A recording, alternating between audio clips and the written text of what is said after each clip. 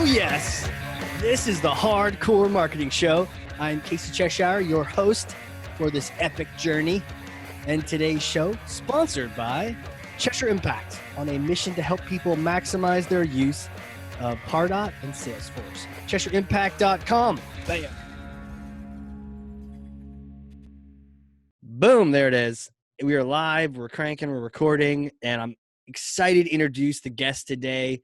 He is cool, man. He is a marketing leader, an author, thought leader, executive, but he makes marketing cool. So we could all just use this next hour or so to just get looped in on how marketing can really step up, how we can align with sales. He's written numerous books: social CRM, branding yourself, Twitter, marketing for dummies, recognized by all sorts of people as a 40 under 40, alumni of the year, all these different things. CMO at Lessonly, Kyle Lacy. Welcome to the show.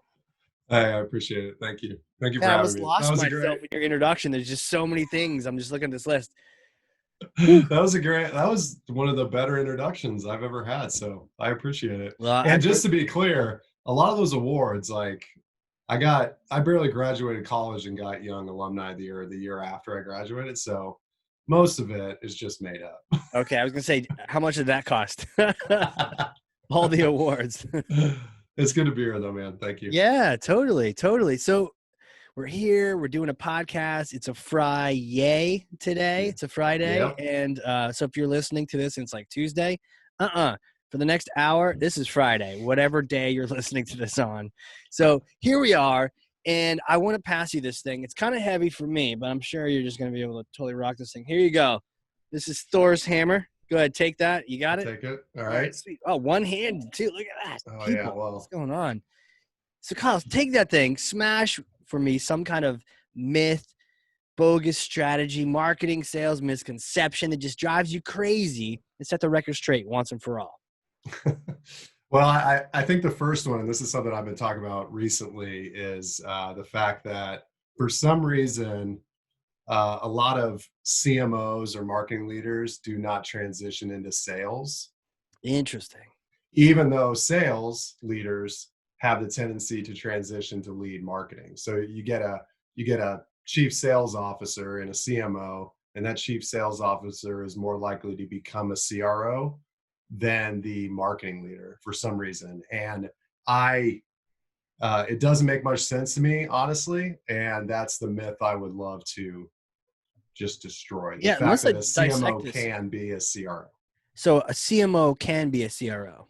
Yeah. But they don't always think they can be or something for some reason. Well, for some reason, if you're in a boardroom and the board, more than likely the board's going to say, I think the VP of sales should become the CRO and lead marketing and sales. Most of the time, it's not the marketing leader that they're putting into that position. And should they be? Do you think they should be like thinking of it the opposite direction? Sometimes there's caveats in all this stuff, right? Yeah, of course. How big's the company? How fast are you scaling? What's the experience? What are your frontline managers doing? What are their experiences? But I think in a world where features, I work for a software company, so product features are definitely something that we talk about quite a bit. But in a world where competitors can spin up features in a matter of weeks instead of years, a feature set is not a differentiator anymore. So truly understanding what makes customers tick, truly understanding what makes your brand effective in the current market, and truly understanding how to work your culture as a company into the marketing messaging and the sales messaging, I think is the future of outbound sales, honestly. And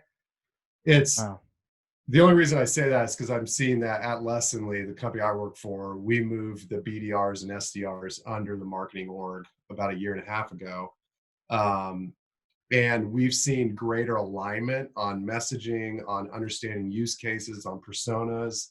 And we've also seen more creativity from the BDRs and SDRs because we are giving them the freedom to do it. Examples are, we're trying to get into Ford. The BDR is ordering remote control trucks that we then put Lessonly on the side and we send those out in direct mail.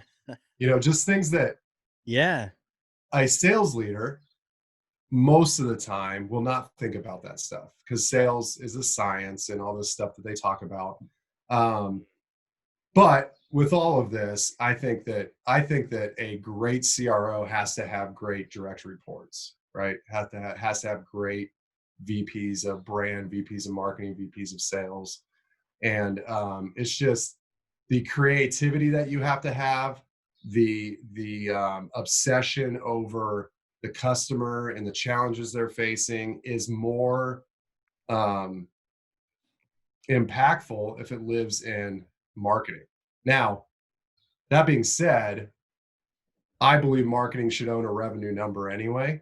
Okay. And I will always preach that. I don't think a lot of marketing leaders do that. So if you're a marketing leader that doesn't own a revenue number and talks about MQLs and pipeline, you're probably not going to be one that can transition into a CRO role. But I'm going to stop there because I'm more of in a soapbox right now. No, you're preaching. I love it. It's like shouting it out. You're like walking down the streets of the great city, knocking the shame bell and just telling people it's time, right? And there's a lot of stuff to dissect here. Let's talk about the BDR thing for a little bit, because they've got more freedom. The idea of the Ford truck, is there something about sales, especially if you get formulaic and you get to the calculations where we know if you make 100 calls today, you'll get 48% appointments, and then they know they sort of the funnel pipeline of that. So they want you to, no, I don't need you to be creative here, Casey. I want you to just get on the freaking phone and make some phone calls, call those leads, make those leads. Whereas maybe in marketing, what is it? Not more creative, but just have the bigger. Well, it's a greater focus on the experience. And it's not that I want to be clear. It's not that sales doesn't care about the experience. If sales wasn't good at the experience, then sales cycles would stall and they wouldn't be able to close deals. True. But when you're trying to get somebody's attention, I think it is a different process than trying to work them through a sales funnel. So getting someone's attention. Yeah. So it's the, at Lessonly, our marketing team talks about what would blank do. And each rep, each brand and demand employee has to put their favorite e-commerce or retail brand. So mine is, what would Nike do? Somebody else's is, what would Warby Parker do? And that's how we think about marketing at Lessonly, is to say the consumer experience or the prospect's experience is paramount to everything else. So if you need to spend an extra couple hours trying to figure out where this prospect went to school, or whether or not where they worked before, and just spend more time prospecting because your outreach email needs to be personal and human, I would much rather them do that than do a 500 phone calls in 3 hours because they have an auto dialer and they're just trying to get in front of people. Right. So it's more about if you have a great brand experience at top of funnel, I think you should unite the spear going into battle, right? And all of the first touch points should be all under one roof. And that just happens to be marketing at Lessonly. But I think that's fairly similar to a lot of companies in our stage. So, between 5 and 40 million in revenue and between 50 and 400 employees. You talked about getting someone's attention. I start it because there's a art and a science and a magic to it without pissing them off. I get attention of people and they can be really mad at me. I think that's what psychopaths do. But the point of getting people's attention and then maybe they eventually do business with me is totally different. And then to follow up on it, maybe you can talk more about this, and the fact that getting all the first touches under one roof. Had never really thought about that, but you're right. If marketing's doing their version of first touches and sales has a completely different version, they're doing either cold calls or whatever it is, and it's disjointed. We have different content, different approaches. Maybe they know the magic words that'll get the attention and the voicemail callback, and we don't, or we do and they don't. But centering it all like a center of excellence around initial contact, it's like the aliens have landed. We have a group that deals with that. Let's go after them in many different channels. Yeah. And alignment's important. And I think a lot of people talk about marketing and sales alignment. if you pull the SDRs or BDRs under marketing, you are going to force alignment, especially if that team is responsible for sourcing 30-40% of opportunities for the sales team. But it's all dependent on who you're selling to, all those caveats we talked about. What's your sales cycle? Are you product-led growth? Are you doing enterprise deals? Are you doing commercial deals? Like the structures change depending on the go-to-market strategy. But I found that because marketing is so focused on a great experience, you give the reps the ability to create that on their own. Yeah. You're giving them the freedom to say, you know what, I'm not just going to try to sell features to somebody that works at Honeywell or whatever, some other company. I'm going to try to figure out the best Amazon gift card to send them, or Donors Choose, and they've got a continuous arsenal of weapons they can use, because the marketing, the brand and demand side of our team is constantly coming up with new ideas, like the Golden Llama, our board game, Lego Llama, like all this stuff that we do that is not a freaking water bottle. And usually when you let sales run BDRs and they have direct mail and marketing's really focused on top of funnel, you get boring direct mail like water bottles and t-shirts. That's not a great experience. I don't care how soft the t-shirt is. Everybody has soft t-shirts now, right? Everyone has soft t-shirts now. Yeah. Everybody, because they're cheap now, right? We don't, but are they cheap? I should probably make them soft. They're cheap. They're cheap. You and I are old enough where we remember back in the day where all the t-shirts were terrible because you couldn't get soft t-shirts. Right. The only challenge is if your soft t-shirt is like a little too small, you better be the Hulk and you better be jacked, because it's going to show every single line in your body. It's going to suck to every single everything, It's a medium. Don't wear a medium. So putting a bow on that though, I think it's, if you're a CEO listening to this and you're like, hell yeah, we're going to throw our BDRs or even our AEs, depending on the size of your company, under marketing. Wow, shots fired. Yeah. That leader has to have experience in owning a revenue number. Okay. If they don't, they're not going to have any idea. And if you move, you and I, before the show, were talking about becoming a CRO and running all of sales as a marketing leader. If you're going to do that, you have to have a lieutenant that is a salesperson.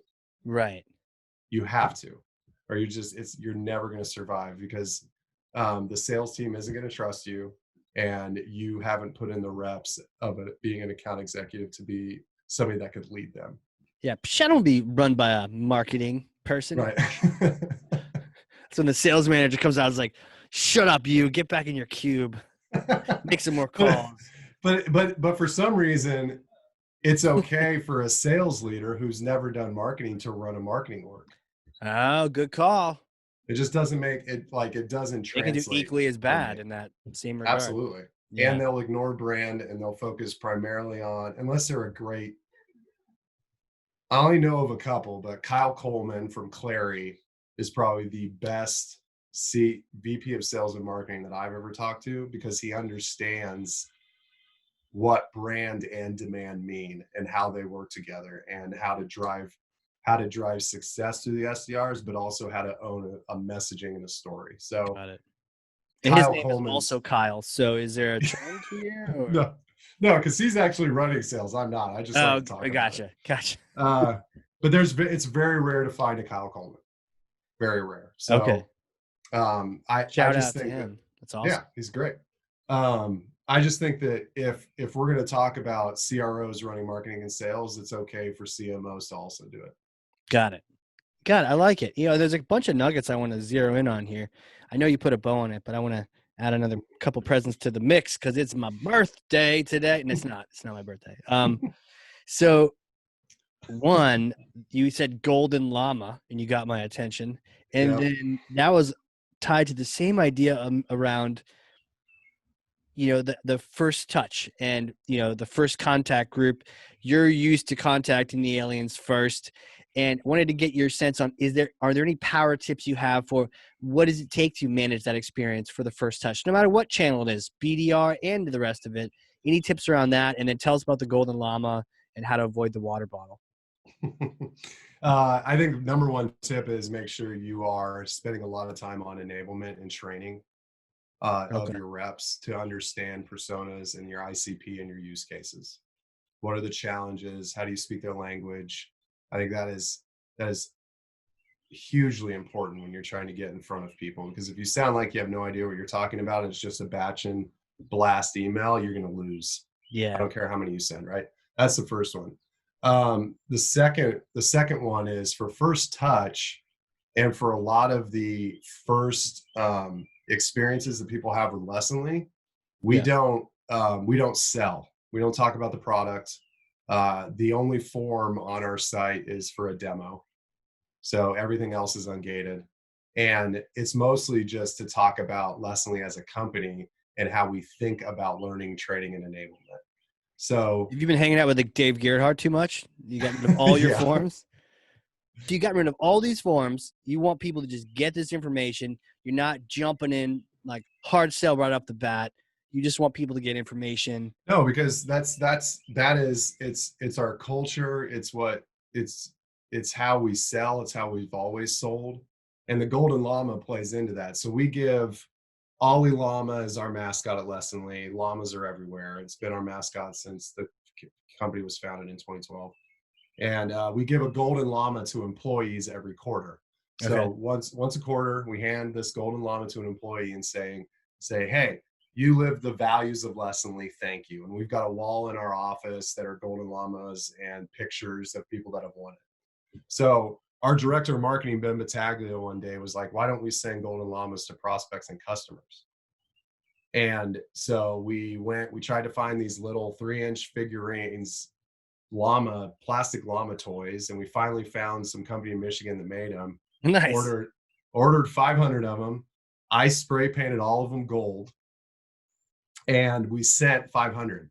And basically the whole point, they had a card in there and it said, we want you to give this to an employee that exhibits the values of your company. And then we had Lessonly.com/golden llama. And there's nothing about Lessonly, nothing about our product or service.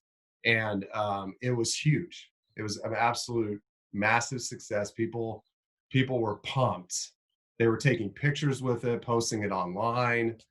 We were getting meetings from it. People were answering emails and calls because we sent this golden llama. And we've done about 5,000 of them since then. But the whole point is that it's not a one sheet that talks about like, we increase your sales team's productivity. Right? Like that's going to come later in the sales cycle. All we want to do is bring the human element to what we're talking about, which is like, in order for your people to do better work, which is our entire marketing campaign, you have to recognize them for what they do well. And the golden llama was just one part of that. So we've had people requesting the golden llamas. We've sent golden llamas to multiple golden llamas to people to give to their employees. We've had customers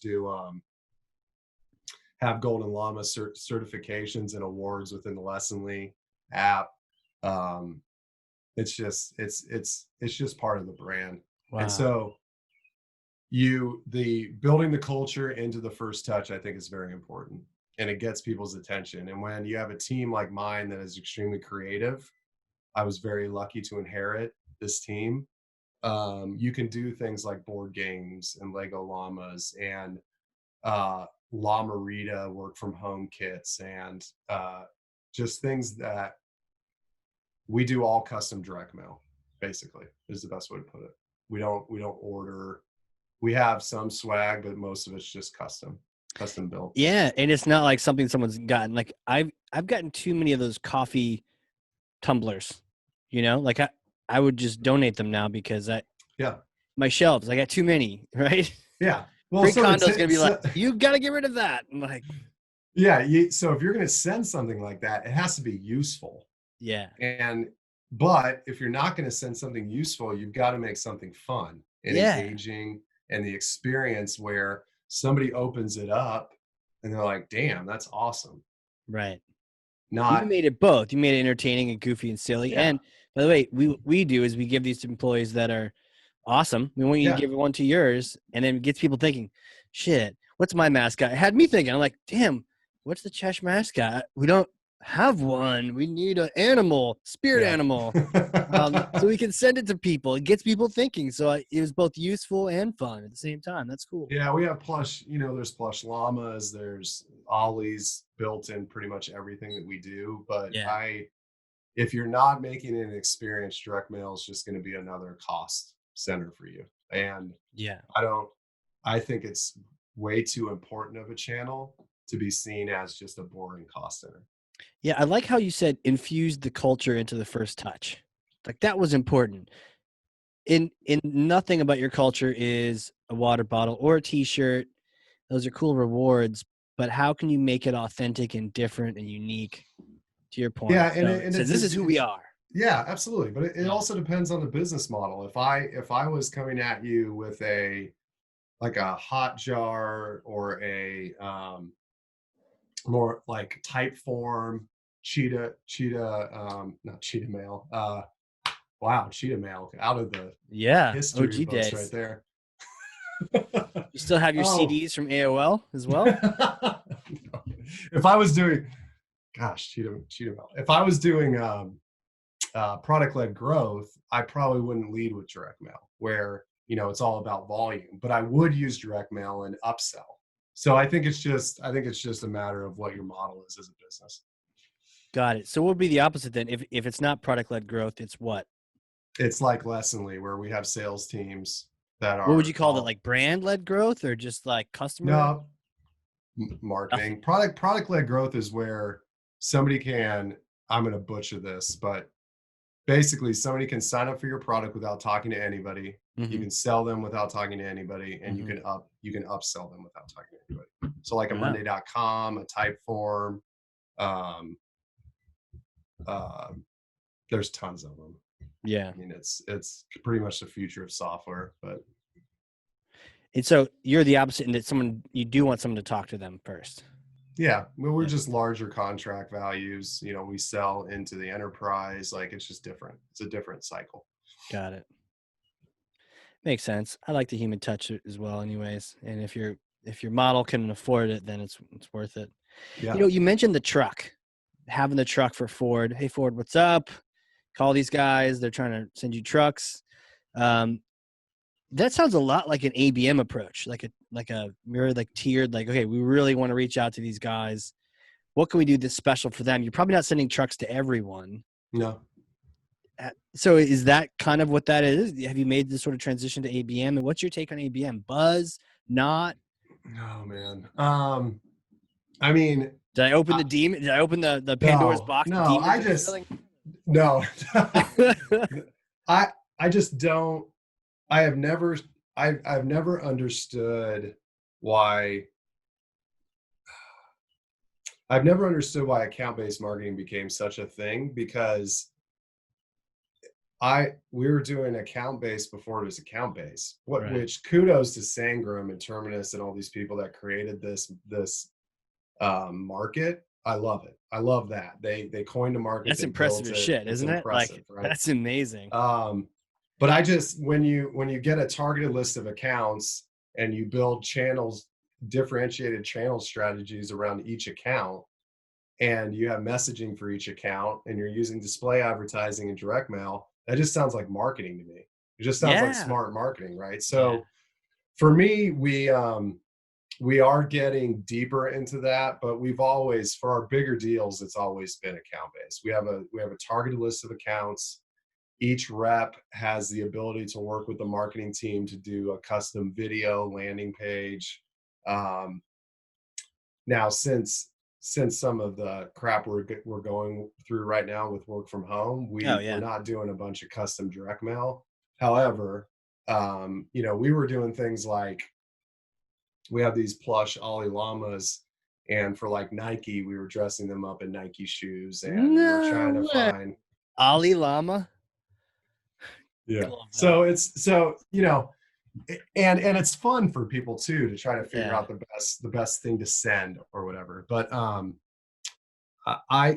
mean, account based to me is just good marketing, and I'm I guess I'm glad that we coined a term that people can now say they're doing ABM, because they should have been doing it decades ago. Right. They probably were. They just didn't have a name for it.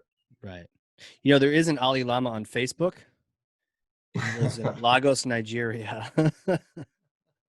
What a name. Are I you look. serious? Yeah, I looked him up. So I'm like, oh, Whoa. your team created a Facebook profile for your llama. No, there's a guy named No, Ali Llama that's awesome. in Nigeria. Shout out to Ali. Oh my gosh, that is. I I gotta think write he's your that future down. spokesperson. You should probably reach out to him. Well, have you seen the is it the Apple commercials where they found a guy named MacBook? Oh, it's the PC ones because they're trying Oh to. yeah, all right. He's like, oh, I like PCs better. My name is MacBook. It's funny. His name really is Oh. MacBook. Oh, I love that commercial. And they have him dressed like a hipster and everything. Yeah. He's like, I prefer. Look at this PC. Look what I can do with it. I hate when they touch the screen. They're like, look, it's a touch screen and a laptop. I'm like, oh, don't touch the screen. Now your screen's got fingerprints on it. Like, I know. Don't That do has that. never appealed to me. Oh, Ollie Llama, I found him. This is Yeah, you great. see him? You gonna friend him? I probably should, right? Probably should. You know what? Team meeting. Whenever can travel again, teams all together. Guys, we found Ollie Llama. We're going. Hey, here We'll make it a documentary. Yeah, Our exactly. search for Ollie Llama. The search for him. You bring it. Oh. You send a team over to Lagos to try to find him, and we're done. That's done. We're doing that. Oh my gosh, that's a great idea. It's your point. This is the kind of goofy, fun, creative first touch thinking that can happen if marketing is involved in the process. Yeah, well, I mean, I take most of my plays from Chris Savage from Wistia, CEO of Wistia. Yeah. He talks a lot about you should always market like a media company, and your marketing, and Dave Gerhardt talks about this a lot as well. Your marketing should be entertaining and it should be an experience. Yeah. And us filming a documentary to go meet Ollie Llama in Southeast Asia, that is entertaining. Totally. That is marketing.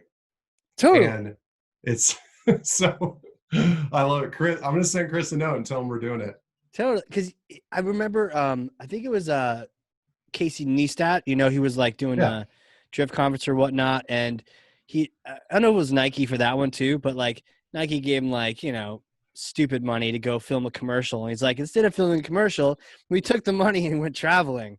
They just filmed the whole thing. But it was way cooler than watching some like, travel ad. It's like, no, him just being an idiot, going in different places and these gorgeous like drone footages from all these different lands. Yeah.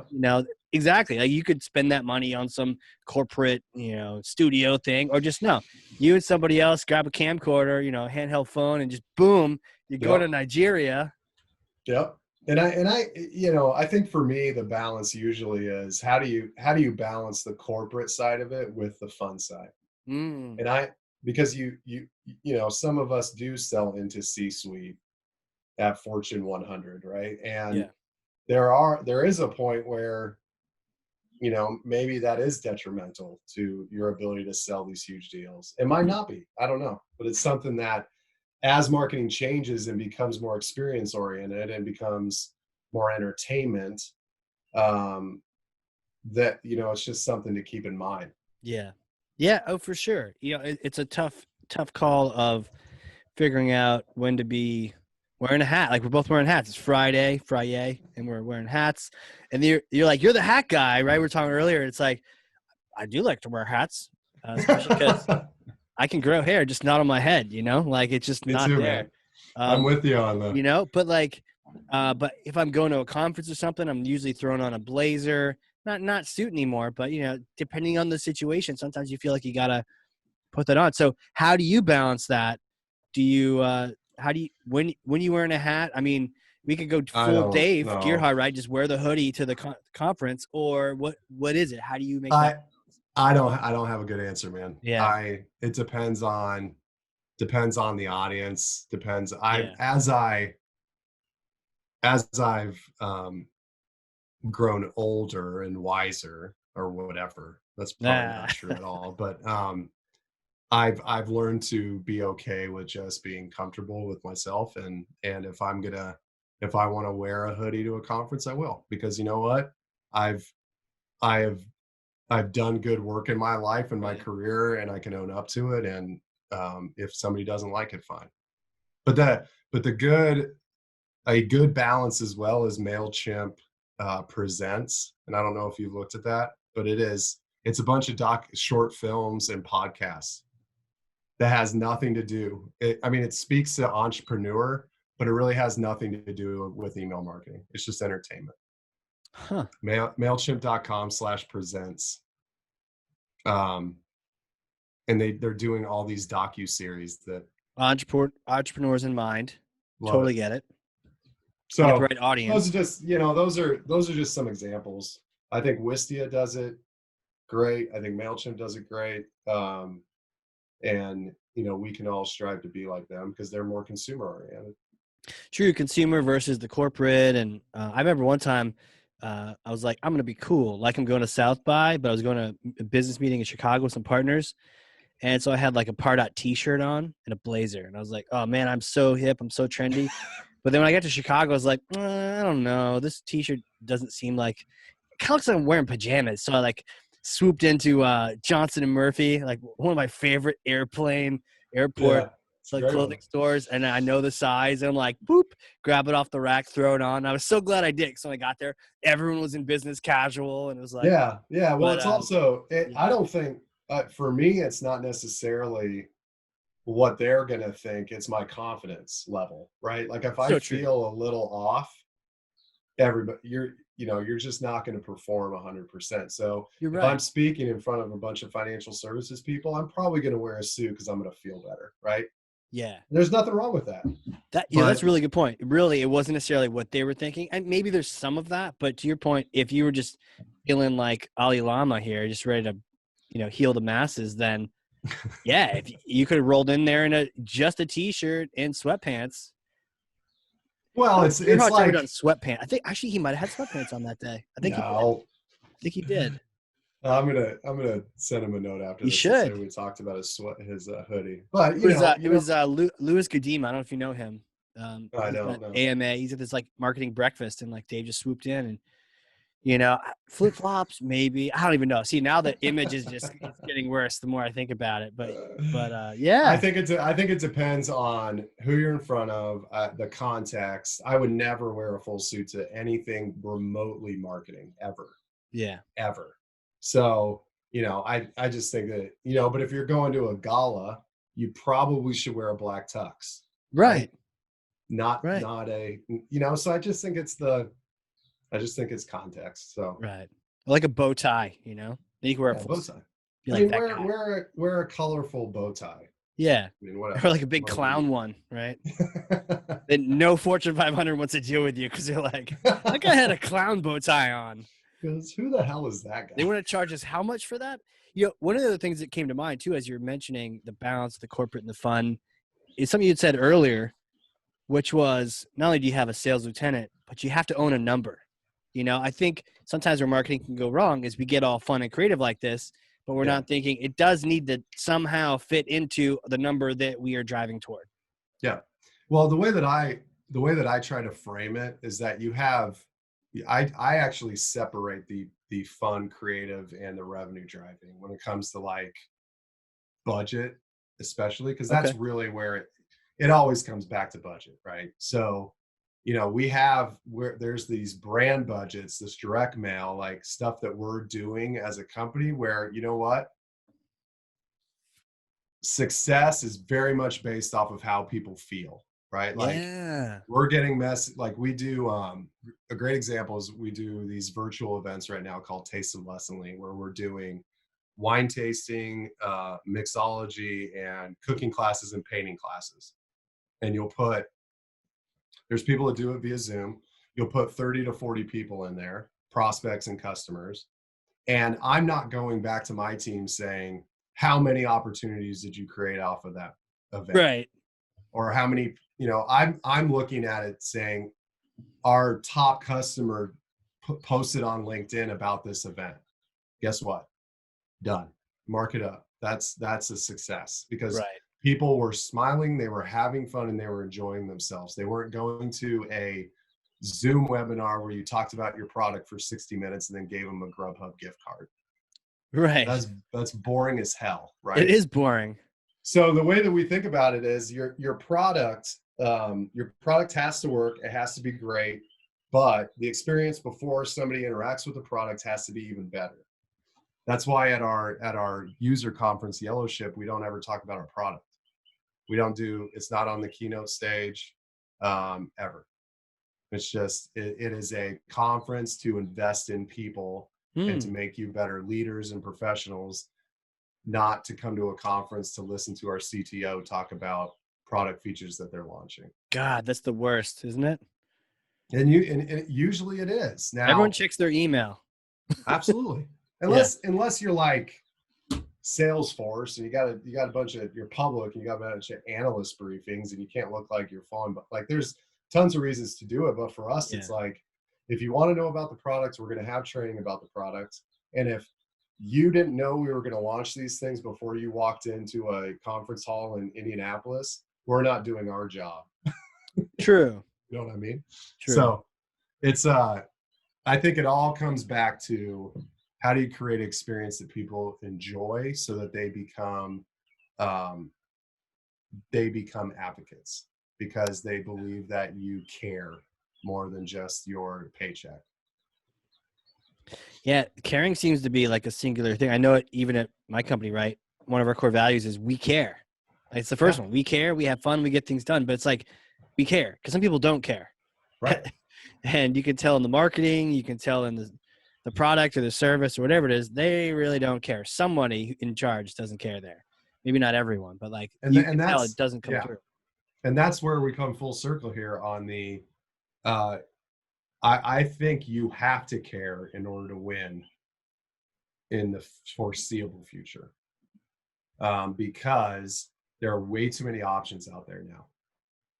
Yeah. Like I mean, I could name 20 companies we compete with. Right. Just off the top of my head. And that's not even half of them. Right. Yeah. So, and we all have the same screenshots, the same features, right? Like you have to differentiate somehow. That's why our CEO wrote a book that has nothing to do with the product. It's all about just how do you do better work. Huh. What's it called? Do better work. Do better work.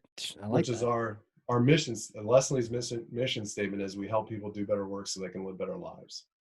And like none of it's like get a learning management system. No, it's like share before ready and emotional intelligence and nonviolent communication and just how do you be a respectable human being that's trying to learn and try to grow. And by the way, we also have software that you might want to look at. And if you don't, fine. But at least we helped you at some point. Huh. And then even the conference, Yellowship, it's like fellowship. It's it's not a pitch fest, which is refreshing. Yeah. Yeah, it's the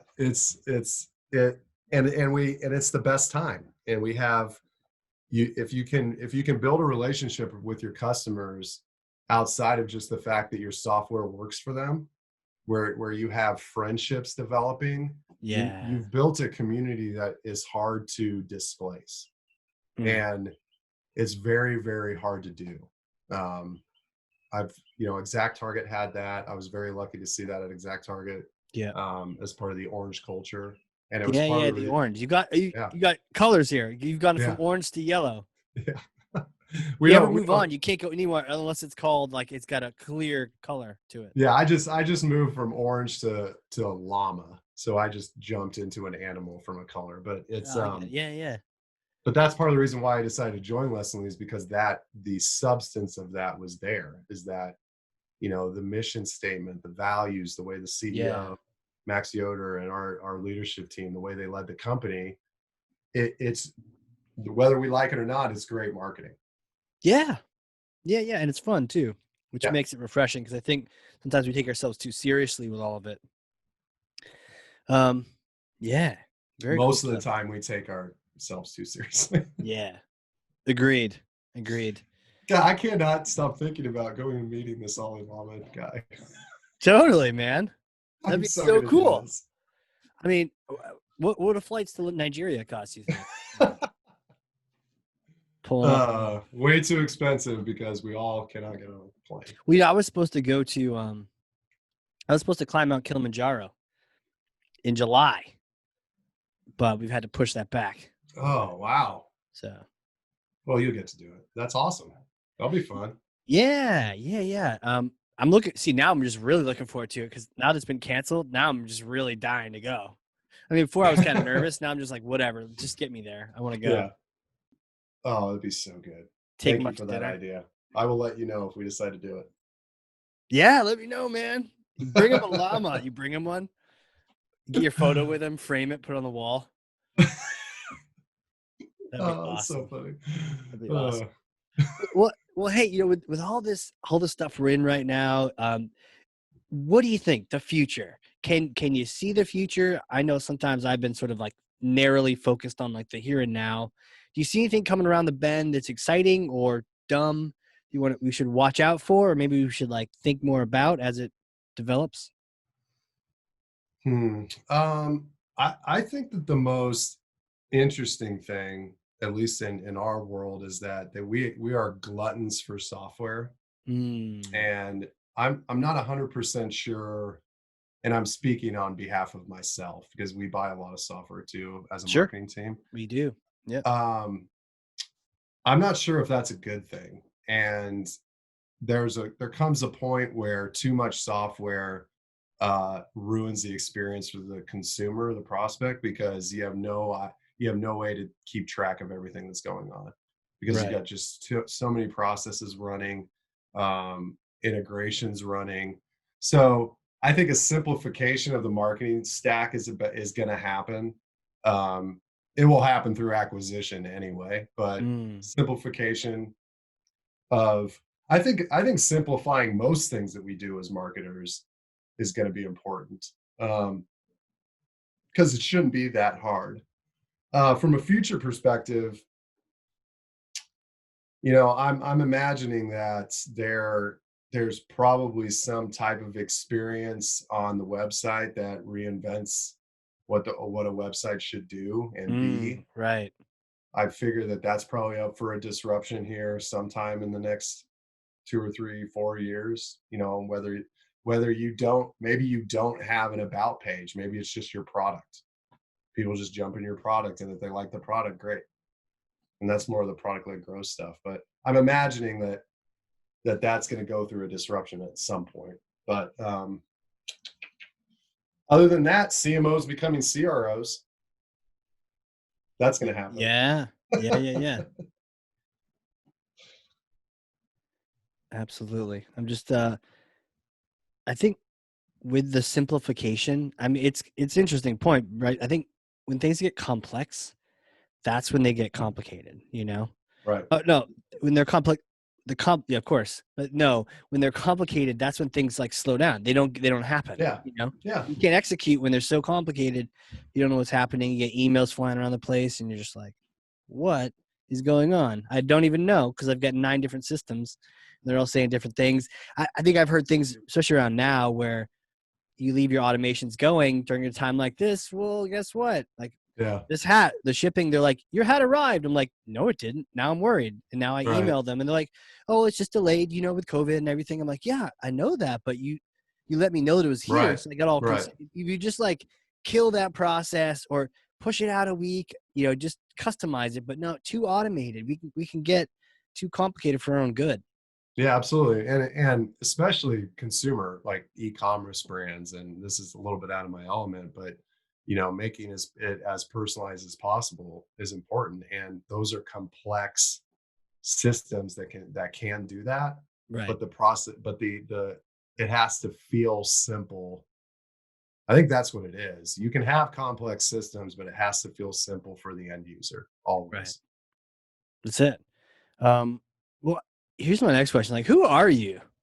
Like, how did you become this like cool marketer who is going to go chase someone across the world to Nigeria and like golden llamas?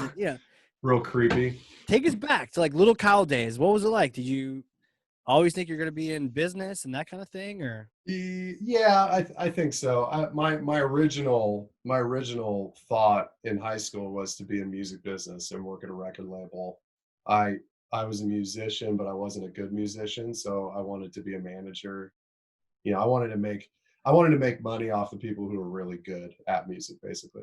And then when I got to school, I realized that when I got to college, I realized that the music business degree was way more music than business. Mm-hmm. Where I was learning how to be a producer, which I didn't want to do. So that's when I started getting into marketing, on in the business side in general, helping my father with his management company on marketing. And at that time, postcards were really a cool thing, direct mail to send, and we were sending thousands of these direct mail postcards that we'd print out his office.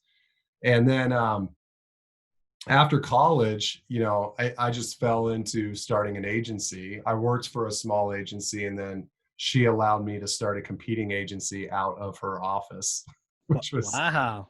yeah, it was cool. I mean, I had Lorraine Ball is her name, Shout and out to Lorraine. That's awesome. yeah, it's awesome. So the company But was it's called like Round breaking Head. up with a girlfriend and still living there.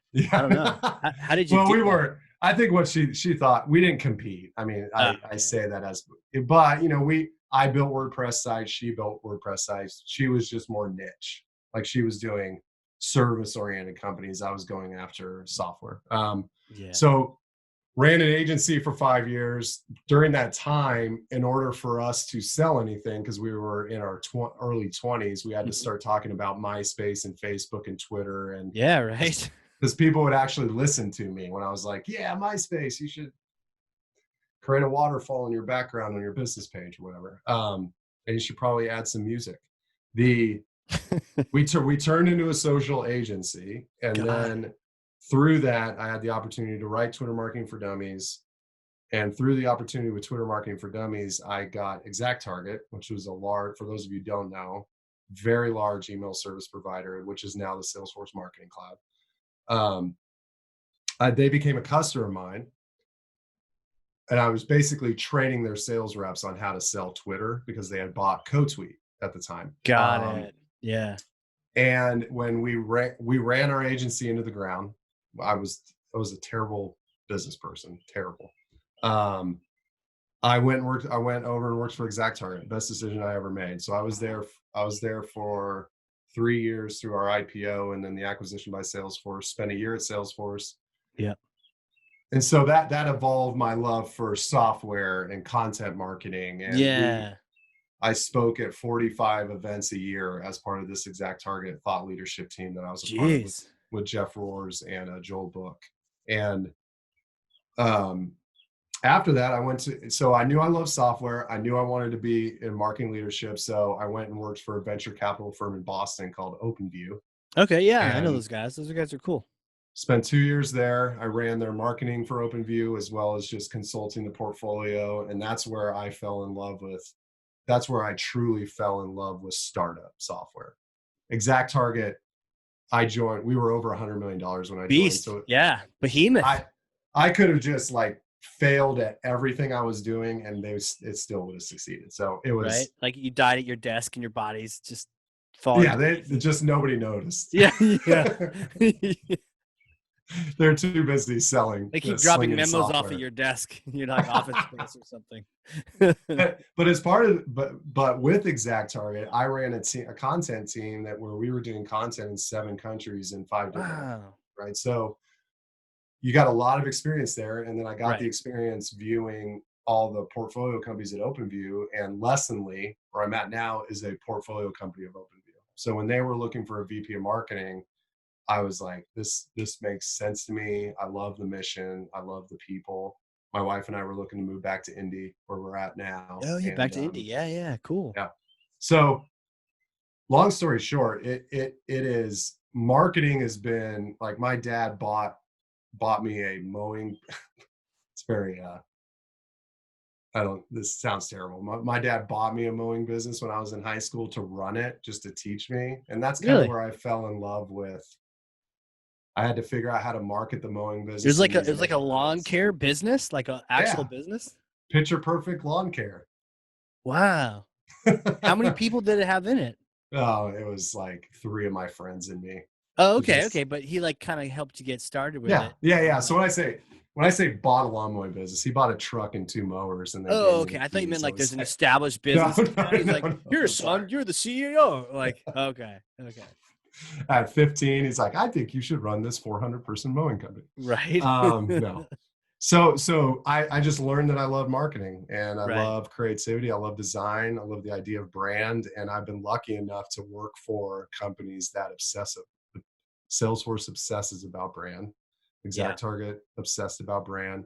Lessonly, we do the same. So that's kind Yeah. of the story. So and the books that I've written, they're all out of print. So I would not pay. Au contraire, I looked one up as Oh no, you not were out of talking. print. Out of you shouldn't buy them because Okay, because I Twitter saw, social CRM, $24. The Twitter for Dummies, $32. One copy left. and all the UIs out of date in the book. One copy left of both of your books, and then the third one. One The copy. There's one one copy left in all these bookstores. It's about to become there's a Picasso. the Rad. one book that's still relevant is the Branding Yourself book. Would you write another one, having gone through that process 3 times? I mean, that's pretty. I did one. I launched Yeah. one this January, and it was like, it's a ride. Yeah, I probably wouldn't. Yeah. No, they probably wouldn't do one with me anyway. Like I did it through Wiley and Pearson, Yeah. and they had to put like 4 editors on my content because I'm a terrible writer. It was just bad. You know what they do now? Like what I did with mine is you can talk the book. So I presented. Oh, that's a good And each idea. presentation was like a chapter. That is a So it's like great idea. hour-long presentation. I would prep that, but then I could have fun and be me and make jokes, and then the whole goal is just not letting the editors like take out the personality. And one of the things was I put in this, Top Gun, where he's talking about being inverted with the Russian MiG, Yep. doing like a 3G or 5G turn. Yep. They're like, that's impossible. He's like, nope, I just did it. So I put a reference of that in my book, and then not even thinking about it. I just put it in there. And then I got a note from the editor later on when they're going through each chapter, and they're like, what does the MiG have in the 5G term? What does it have to do with what you're, and I'm like, you caught me. It has nothing to do with any of that. I just wanted to talk about it. And I think we left, I don't remember, but I think we left it in there. That's awesome. Yeah, it would have to be something pretty amazing for me to do it, honestly. Yeah. I just don't enjoy it that much. Well, you need to be like really in love with what you're doing, because even by the end, you probably experience this, like you hate what you're doing at the end. You're like, I hate this content. I've seen it 9,000 times. Yep. I don't want to see it ever again. Yep. And then it's done. You're like, oh yeah, okay, it's done. But for a while, it's kind of hard. And it was not easy. It was definitely not easy. So, question for you: looking at all these different amazing jumps you've made, and the books that have come out, and the 45 presentations a year, and all these different things. If you could go back, hypothetical, I may or may not have a time machine in Nashua, New Hampshire. You can't use it right now, COVID, people, be an issue. But this clears up.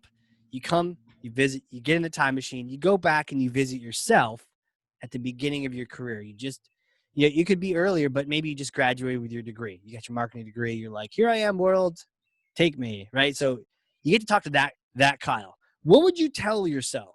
Any kind of advice you'd give yourself? Man, I don't think I would. There's really one thing that I wish I would have spent more time developing when I was younger, which is like EQ, emotional intelligence.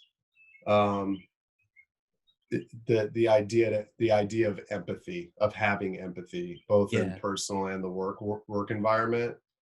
It's taken me quite a long time to start developing that muscle. And I wish that I would have done that earlier on in my career, because there were times where I was just a dick when I was younger, because you just think you're the king of the world, and you haven't had the experience, but you think you should have the respect, even though you haven't done all of it, right? And the respect from other people. And I think it's more about me stepping back and having empathy for some of the people that I dealt with when I was younger in my professional career. And that's really it. I don't think I'd change.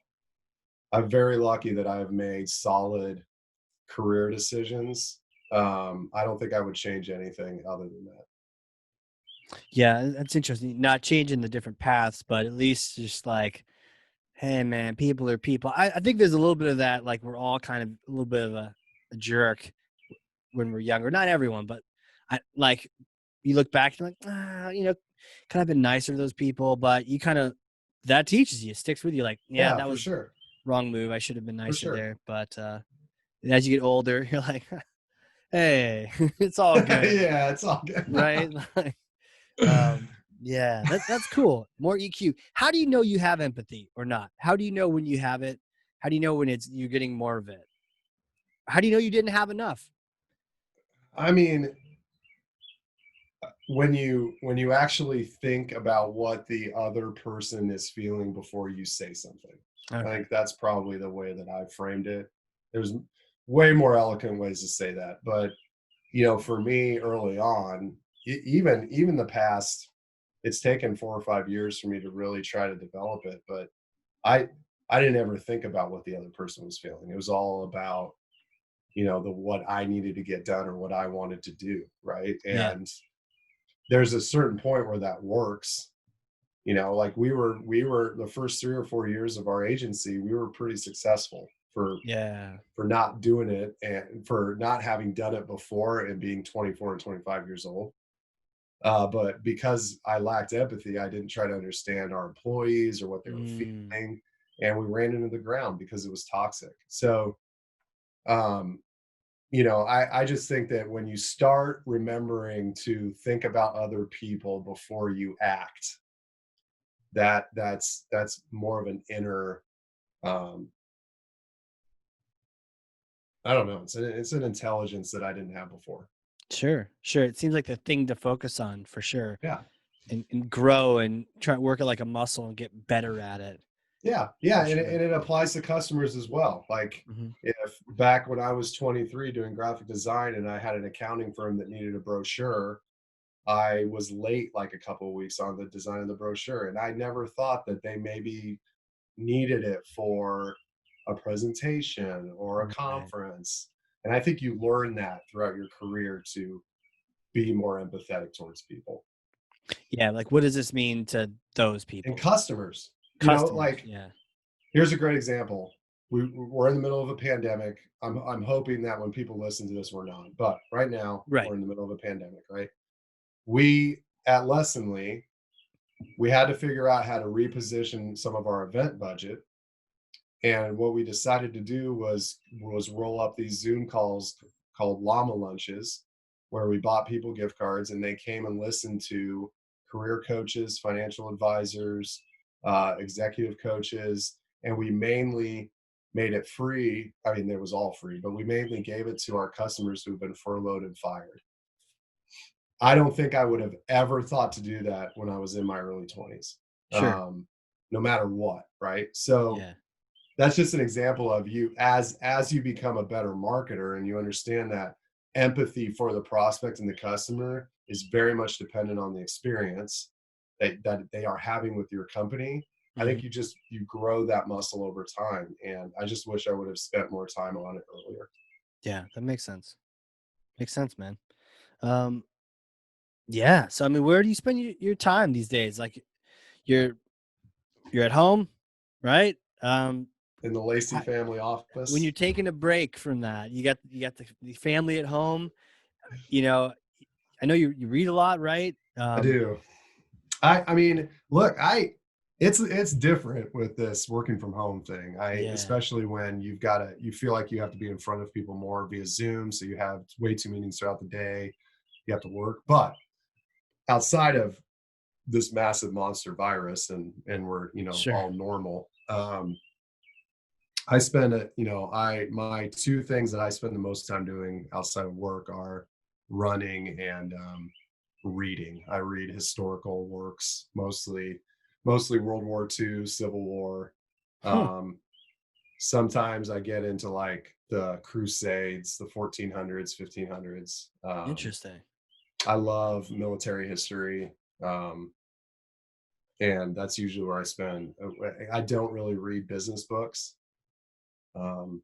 Last one I read was Nine Lies About Work, which is a brilliant book. But I really don't read other things other than like Civil War, World War II, and biographies. You know, what is it about that makes it like it just really stands out to you and it appeals to you so much? I've been obsessed with the military since I was little. Like I remember the first time I watched Gettysburg. I don't know if you Oh, remember that dude, I movie. was just telling someone that was like favorite movie. If I had to pick one I've that day, it was Gettysburg. Yeah, It could be The Gladiator. It could be something else, but that day I this was like, is it's Gettysburg. and this is when you could rent videos in the supermarket. Yeah. Right. So we would go to Marsh, which is the local supermarket here and where I grew up in Anderson, and I would rent Gettysburg. And I saw it probably 30 times by the time I was 8 years old. And Wow. The music is so good. have you watched it recently? No. Is it It's terrible. is it terrible? Is it a bad It's a terrible movie. It's like MacGyver, right? MacGyver is actually terrible, but it was so good when I was a kid. Oh, it's so bad. It's Martin Sheen isn't even good as Robert E. Oh, Lee. come It on. is. He's the best Robert E. Lee, but So maybe that's it's 'cause why I you haven't shouldn't seen it in watch like it. 20 years. That's why you shouldn't watch it. So Like don't watch it. Just no. believe. No, but because of that, I've gone to tons of Civil War battlefields. So it's just something that I enjoy learning about the Sure. strategy, the geopolitics mostly, and World War II is fascinating to me with Germany and Austria and the Yeah. rise of the Third Reich and all that stuff, the 30s and the 40s. So I could talk about that all day long. Yeah. So and it's almost like, would you ever be like a history professor or anything like that? Would you ever? Maybe. I mean, if I fail miserably at marketing, I will maybe do that. I don't know if I could. It's a good question. Probably, I could probably do it. Because it's like, it sounds like it's definitely an equal passion up to like the marketing front as well. Mm-hmm. Just the idea of history. Yeah, it's actually I am more passionate about history than I am marketing. Interesting. But I am better at marketing than I am history. Does that make sense? Right. I don't know if that makes totally. sense. Like I'm not one that's going to write a research paper on why Roosevelt was an asshole or whatever. Like I'm just it's just not going to be me. So I think that this is I love marketing. Don't get me wrong, I love marketing. Oh yeah, totally. Totally. If you were to say, do you want to read this book about building marketing value or whatever, a SWOT analysis, or do you want to read this book about Stonewall Jackson? I'm always going to pick the book on Stonewall Jackson. Totally. Do you know Nate Skinner? Yeah, I do. Have you guys ever talked history? I don't think so. I don't know. I know of him.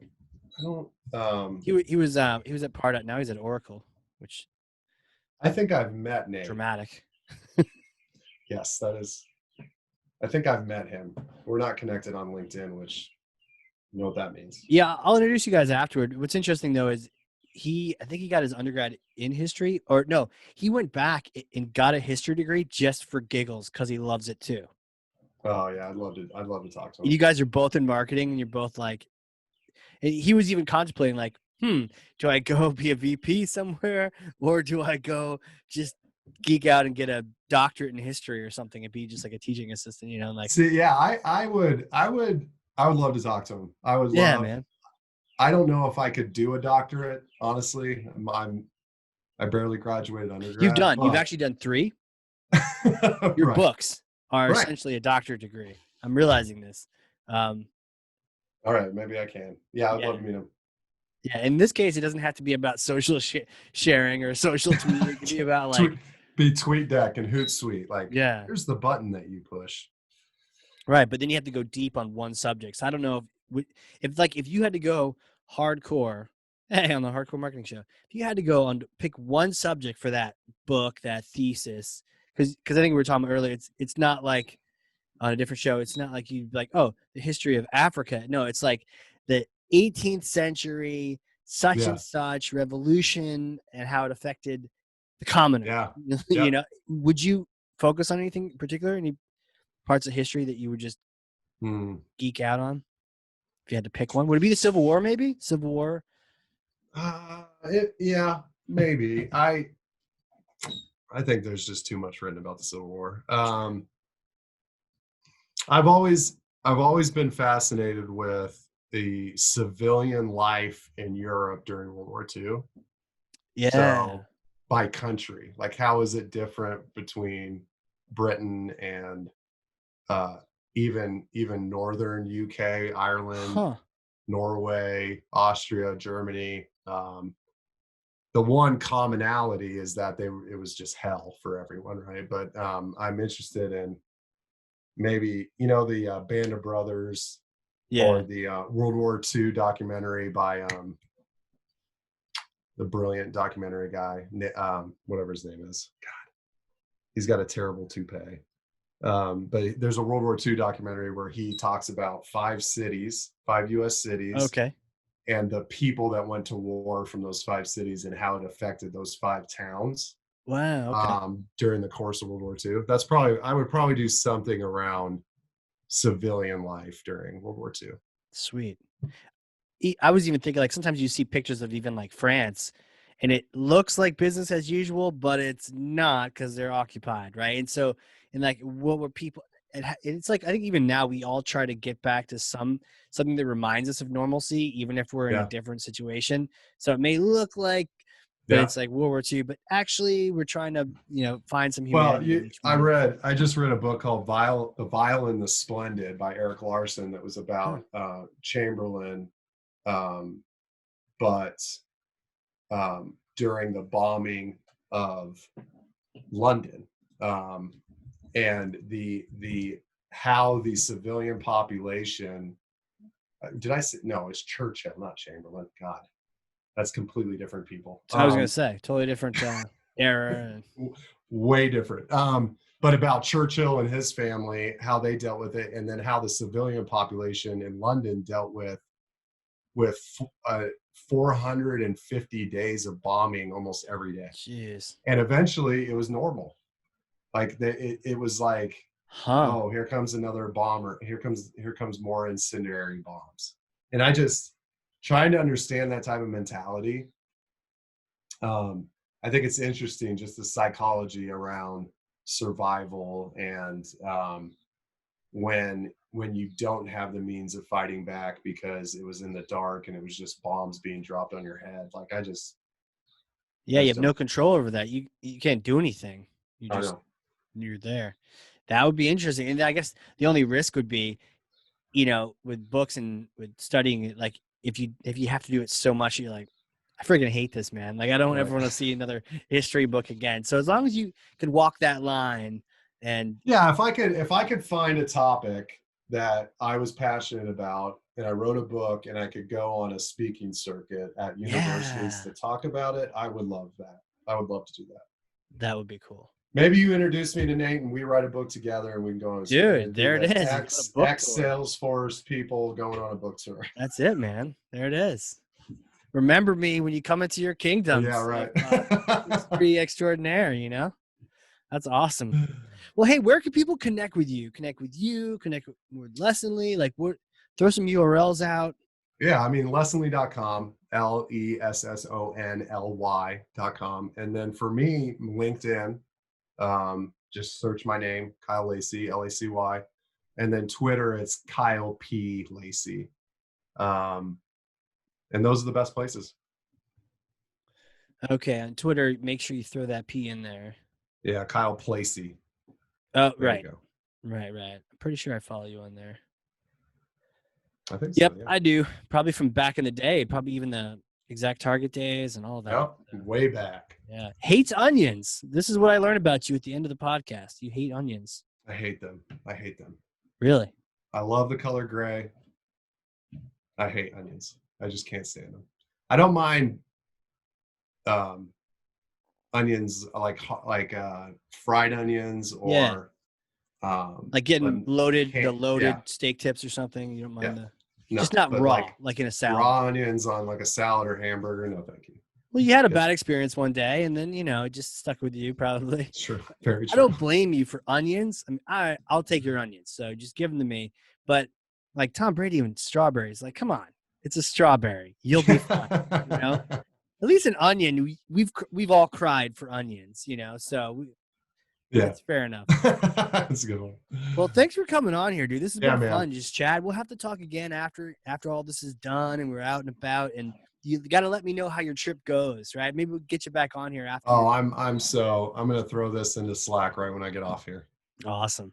For those listening, if you learned anything, and I freaking know you did, because I've got 2 pages of notes over here, front and back, then share this with someone, right? Be a thought leader to one person, 92 people, 89, whatever, but also throw your own take on it. Like, here's this thing. I listened to Kyle and Casey and they're chatting about this stuff. Here's what I got from it. So put your own spin on it so that people can kind of look to you as a thought leader and just get that information out. Share it with people. And again, Kyle, thanks again for coming on here, man. I feel like this was just a blast. My pleasure. It was awesome. Thank you. You bet, man. And for those listening, this has been the Hardcore Marketing Show. We will catch you all next time.